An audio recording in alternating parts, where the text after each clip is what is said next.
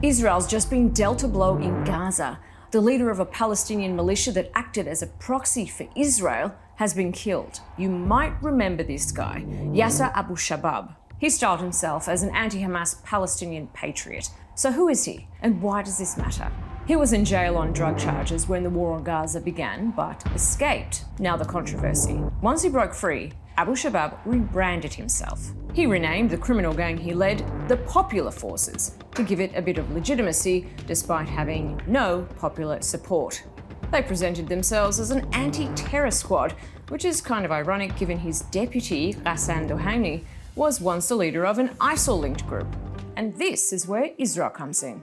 Palestinian political analyst Mohammed Shahada explains. Those armed groups were created artificially by Israel. The Israeli Shin Bet, the agency in charge of internal security, and the IDF have been on the lookout for fugitives, criminals on the run from authority, basically people that are in the same predicament as Netanyahu, people who understand that if the war is over, they would have to stand trial and maybe go to prison again and face justice. So Abu Shabab was an Israeli armed proxy, and that's been confirmed by the Israeli government. And his is just one of 4 Israeli-backed militias in Gaza. Officially, they were presented as a group of concerned citizens who were hired to help guard and distribute much-needed aid to Palestinians, especially as the famine took hold.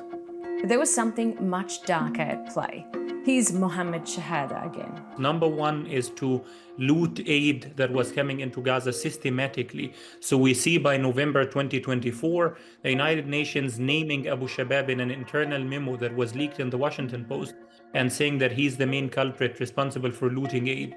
And the second goal that Israel had for this group was to establish a concentration camp in Rafah. And the Israelis understood that if the IDF calls on people to move into such concentration camp, nobody would show up. But if they get a Palestinian dressed up in a Palestinian uniform with a Palestinian flag on it, they might fool some people into moving there. Since the Gaza ceasefire, those accused of criminal activity and collaboration with Israel have been targeted. As for Abu Shabab himself, his own clan disowned him, and they now say his killing should serve as the end of another dark chapter in Gaza.